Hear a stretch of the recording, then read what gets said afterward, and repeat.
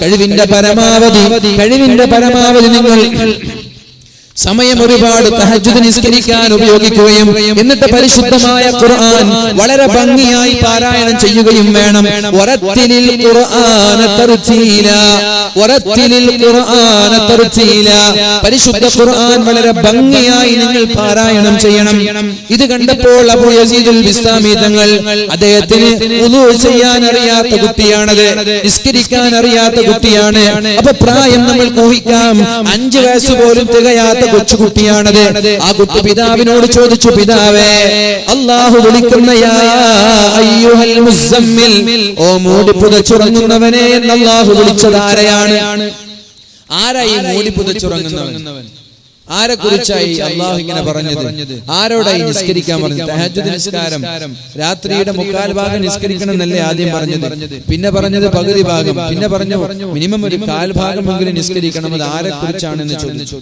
അപ്പൊ മഹാനായ അബൂ യസീദുൽ ബിസ്താമി തങ്ങളോട് പിതാവ് പറഞ്ഞു, അത് പ്രവാചകർ സല്ലല്ലാഹു അലൈഹി വസല്ലം നബി തങ്ങൾക്ക് പ്രത്യേകമായി പറഞ്ഞു കൊടുത്ത തഹജ്ജുദ് നിസ്കാരമാണ്, നിർബന്ധമാക്കിയ തഹജ്ജുദ് നിസ്കാരമാണ്. അപ്പൊ ഈ കൊച്ചുമകൻ ഉപ്പയോട് ചോദിച്ചു, എന്തേ എന്നാൽ നിങ്ങൾ നിസ്കരിക്കാത്തത്? നബി തങ്ങൾ നിസ്കരിച്ചതുപോലെ നിങ്ങൾക്കും നിസ്കരിച്ചുകൂടെ എന്ന് ചോദിച്ചു. അപ്പൊ പിതാവ് പറഞ്ഞു, മോനെ, അതെനിക്ക് നിർബന്ധമല്ല, നബി തങ്ങൾക്ക് നിർബന്ധമാക്കി കൊടുത്തതാണ് അല്ലാഹു, ഉമ്മത്തിനത് നിർബന്ധമാക്കിയിട്ടില്ല എന്ന്.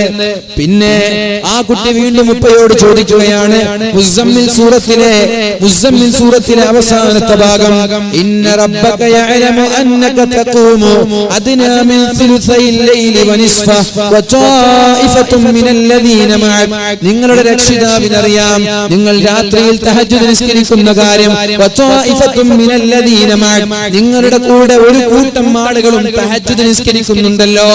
നിങ്ങളുടെ കൂടെ നബി തങ്ങളോട് അല്ലാഹു പറയാണ്, നബിയെ, നിങ്ങൾ തഹജ്ജുദ് നിസ്കരിക്കുന്നത് എനിക്കറിയാം, നിങ്ങളുടെ കൂടെ ഒരു കൂട്ടം ആളുകൾ തഹജ്ജുദ് നിസ്കരിക്കുന്നത് എനിക്കറിയാം. അപ്പൊ കുട്ടി ചോദിച്ചു പിതാവിനോട്, ആ ഒരു കൂട്ടം ആളുകൾ ആരാണ് തഹജ്ജുദ് നിസ്കരിക്കുന്നത് എനിക്കറിയാമെന്ന് അല്ലാഹു പറഞ്ഞ വിഭാഗം ആരാണ്? അപ്പോഴാണ് മഹാനായ അബൂ യസീദുൽ ബിസ്താമി തങ്ങളോട് പിതാവ് പറഞ്ഞത്, അത് മഹാന്മാരായ സ്വഹാബാക്കളാണ്, നബി തങ്ങളുടെ കൂടെ തഹജ്ജുദ് നിസ്കരിച്ചിരുന്ന സ്വഹാബാക്കളാണ്. അപ്പോഴാണ് ആ കുട്ടി ചോദിച്ചത് പിതാവിനോട്, അല്ലയോ പിതാവേ, അല്ലയോ ഉപ്പ, ആ സ്വഹാബാക്കൾ തഹജ്ജുദ് നിസ്കരിച്ചതുപോലെ എന്തേ നിങ്ങൾക്ക് തഹജ്ജുദ് നിസ്കരിച്ചുകൂടെ? അദ്ദേഹം തഹജ്ജുദ് നിസ്കരിച്ചിരുന്നില്ല, പിതാവ്. അപ്പൊ മകൻ തിരുത്താണ്. അതുപോലെ മക്കൾ തിരുത്തണം. നമ്മൾ ഇവിടെ നിന്ന് പഠിച്ചു പോയാൽ ഈ മക്കളെ കണ്ട് മാതാപിതാക്കളിൽ മാറ്റങ്ങൾ ഉണ്ടാവണം, വീട്ടുകാരിൽ മാറ്റങ്ങൾ ഉണ്ടാവണം, ചങ്ങാതിമാരിൽ മാറ്റങ്ങൾ ഉണ്ടാവണം. എങ്കിലേ ഇതുകൊണ്ട് പ്രയോജനമുള്ളൂ. അപ്പൊ കുട്ടി ചോദിക്കുകയാണ്, സ്വഹാബാക്കളൊക്കെ നിസ്കരിക്കുമ്പോ നിങ്ങൾക്ക് എന്തേ നിസ്കരിച്ചുകൂടെ?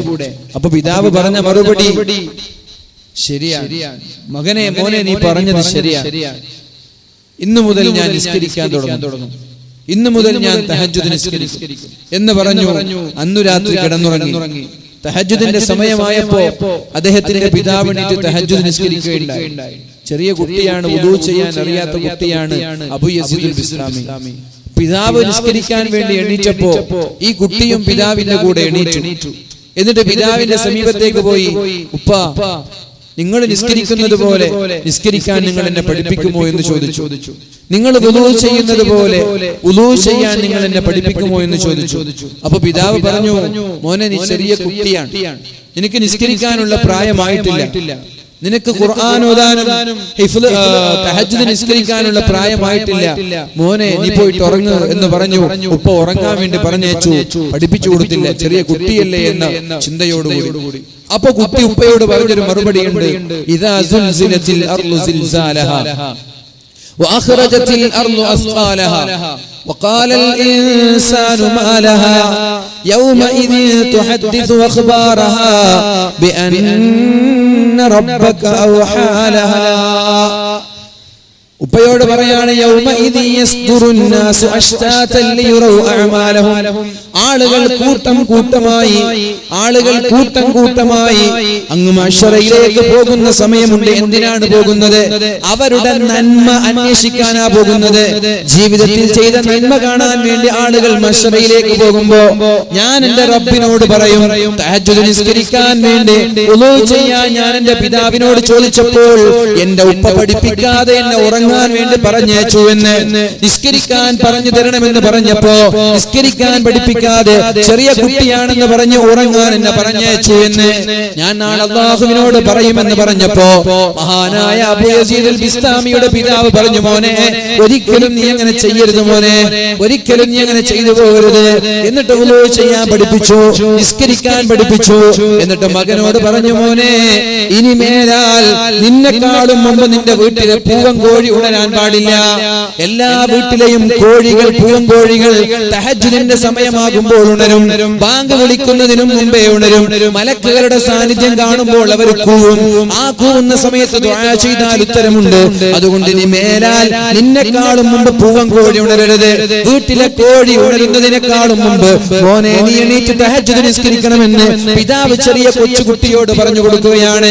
അതേപോലെ എന്റെ പ്രിയപ്പെട്ട മക്കളോട് എനിക്ക് പറയാനുള്ളത്, പരിശുദ്ധമായ ഖുർആൻ നമ്മൾ പഠിച്ചാൽ മറ്റുള്ളവരെ പോലെ ആവാൻ പാടില്ല. നമ്മുടെ കൂട്ടുകെട്ടുകൾ മോശക്കാരാവാൻ പാടില്ല. ആഫിലീങ്ങളായിരിക്കണം നമ്മുടെ കൂട്ടുകാർ, സാലിഹീങ്ങളായിരിക്കണം നമ്മുടെ കൂട്ടുകാർ. നമ്മുടെ സ്വഭാവത്തിൽ അതിന്റെ മാറ്റം കാണണം. ഖുർആൻ പഠിക്കലല്ല ഉത്തമം, ഖുർആൻ ജീവിതത്തിൽ പകർത്തലാണ് ഉത്തമം. ഖുർആൻ പഠിക്കലല്ല ഉത്തമം, ഖുർആൻ ജീവിതത്തിൽ പകർത്തലാണ് ഉത്തമം. മഹാനായ അബ്ദുല്ലാഹ് ഇബ്നു മസ്ഊദ് തങ്ങൾ പറഞ്ഞ ഒരൊറ്റ ഒരു വിഷയം കൂടി പറഞ്ഞ് ഞാൻ എന്റെ വാക്കുകൾ ഉപസംഹരിക്കുകയാണ്. അബ്ദുല്ലാഹ് ഇബ്നു മസ്ഊദ് തങ്ങൾ പറഞ്ഞു, ഞങ്ങൾക്ക് ഖുർആൻ മനപ്പാഠമാക്കാൻ വളരെ പ്രയാസമായിരുന്നു. പക്ഷേ ഖുർആൻ കൊണ്ട് അമൽ ചെയ്യാൻ ഞങ്ങൾക്കൊരു പ്രയാസവും ഉണ്ടായിട്ടില്ല. ഞങ്ങളിൽ ഹാഫിലീങ്ങൾ കുറവായിരുന്നു, പക്ഷേ ഖുർആൻ കൊണ്ട് അമൽ ചെയ്യുന്നവർ ഒരുപാട് പേരുണ്ടായിരുന്നു. എന്നാൽ ശേഷം ഒരു കാലം വരാനുണ്ട്, ഹാഫിലീങ്ങൾ ഒരുപാട് ഇറങ്ങും. എല്ലാ മാസങ്ങളിലും ഹാഫിലീങ്ങൾ ഇറങ്ങും. പക്ഷേ അതുകൊണ്ട് അമൽ ചെയ്യുന്ന ആളുകളെ കാണാനേ കഴിയൂല. അത് ലോകാവസാനത്തിന്റെ ലക്ഷണമാണ്. അവസാന കാലമാകുമ്പോൾ ഹാഫിലീങ്ങൾ ഒരുപാട് ഇറങ്ങും, പക്ഷേ അമൽ ചെയ്യുന്നവരെ കാണാൻ കഴിയില്ല.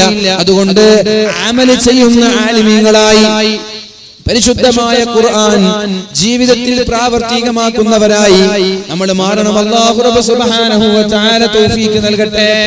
അതേപോലെ എന്റെ ഈ മഹത്തായ സ്ഥാപനത്തിന്റെ കമ്മിറ്റി ഭാരവാഹികളോടൊക്കെ പറയാൻ, എല്ലാവരും സ്ഥാപനം നടത്തുന്നു എന്ന് പറഞ്ഞിട്ട് സ്ഥാപനം നടത്തരുത്. നമ്മുടെ സ്ഥാപനത്തിൽ നിങ്ങൾ നമ്മുടെ മക്കൾക്ക് ഞാൻ നേരത്തെ സൂചിപ്പിച്ചതുപോലെ ഈ പരിശുദ്ധമായ ഖുർആൻ പഠിപ്പിക്കുമ്പോൾ അതിന്റെ കൂടെ ഭാഷകളിലുള്ള ഭാഷകളൊക്കെ പഠിപ്പിക്കാൻ വലിയ റിസ്ക് ഒന്നുമില്ല. നല്ലൊരു അധ്യാപകനെ വെച്ച ഭാഷ നന്നായി കുട്ടികൾ കൈകാര്യം ചെയ്യാൻ പറ്റും. നല്ല ഭാഷ, ഇംഗ്ലീഷ് മിനിമം ഇംഗ്ലീഷ് എങ്കിലും നന്നായി കൈകാര്യം ചെയ്യുന്നവരായി. പിന്നെ പരിശുദ്ധമായ ഖുർആൻ ഓതുമ്പോൾ അർത്ഥം അറിയുകയും അതിന്റെ ഏതെങ്കിലും ഒരു തഫ്സീർ ഇപ്പോൾ ചെറുപ്പത്തിൽ കുട്ടികൾക്ക് അറിയില്ല, കുഴപ്പമില്ല, എന്നാൽ ഒരു അർത്ഥമെങ്കിലും അറിയുന്ന രീതിയിൽ നമ്മുടെ മക്കളെ വളർത്തണം. പക്ഷേ ഈ മക്കൾ ഇവിടെ കഴിഞ്ഞിട്ട് വരുന്ന സ്ഥാപനങ്ങളിൽ കൊണ്ടുപോയി പഠിക്കുന്നുണ്ടെങ്കിൽ കുഴപ്പമില്ല. നമ്മുടെ മക്കള് ഹിഫ്ള് കഴിഞ്ഞാൽ നേരെ മറ്റൊരു സ്ഥാപനത്തിലേക്ക് നിങ്ങൾ റിക്രൂട്ട് ചെയ്യുന്നുണ്ടെങ്കിൽ കുഴപ്പമില്ല. അല്ലാതെ നിങ്ങൾ സനത് കൊടുത്ത് വിടുകയാണെങ്കിൽ അതത്ര നല്ലതല്ല. കുട്ടികള് സനത് കൊടുക്കണമെങ്കിൽ വേറൊരു സ്ഥാപനത്തിൽ പോയിട്ട് പഠിക്കണം. ആ ഒരു ഡിമാൻഡ് കൂടി നിങ്ങൾ വെക്കണം. ആ കുട്ടികള് നമ്മൾ മക്കളെ പഠിപ്പിക്കുകയാണല്ലോ, ഹിഫ്ള് പഠിപ്പിക്കുകയാണല്ലോ, ആ മക്കള് വേറൊരു സ്ഥാപനത്തിൽ പോയി പഠിക്കണം. എന്നിട്ട് ഖുർആൻ ലഗാതമായ പാണ്ഡിത്യം അവർക്കുണ്ടാവണം. നിങ്ങളുടെ നാട്ടുകാരൊക്കെ വലിയ വലിയ മുതലാളിമാരാണ്. നിങ്ങളുടെ നാട്ടുകാരൊക്കെ ഒന്നിച്ചാൽ, എല്ലാവരും ഒന്നിച്ചൊരു തീരുമാനമെടുത്താൽ വെറും ഒരു ഹിഫ്ള് എന്നതിന് പകരം ഖുർആനിൽ റിസർച്ച് നടത്തുന്ന, ഖുർആനിൽ ഗവേഷണം നടത്തുന്ന, ആയത്തുകൾ ബേസ് ചെയ്ത് ഖുർആൻ ലോകത്തിന് പരസ്യമായി ഖുർആനിന്റെ അത്ഭുതങ്ങളെ പ്രഖ്യാപിക്കാൻ കഴിയുന്ന നിപുണന്മാരെ ഉണ്ടാക്കാൻ പറ്റും. ഇഷ്ടംപോലെ മുതലാളിമാർ വരുന്ന വഴിയിലൊക്കെ വീടുകളൊക്കെ വലിയ വലിയ വമ്പം വീടുകളാണ്. അപ്പൊ നമ്മളൊക്കെ ഒന്ന് മനസ്സെടുത്തിട്ട് നല്ലൊരു സ്ഥാപനം, നല്ല പഠിക്കാനുള്ള സൗകര്യം, റിസർച്ച് ചെയ്യാനുള്ള സംവിധാനങ്ങളൊക്കെ ഒരുക്കിയ കേരളത്തിന്റെ കാസർഗോഡ് ജില്ലയുടെ വ്യത്യസ്ത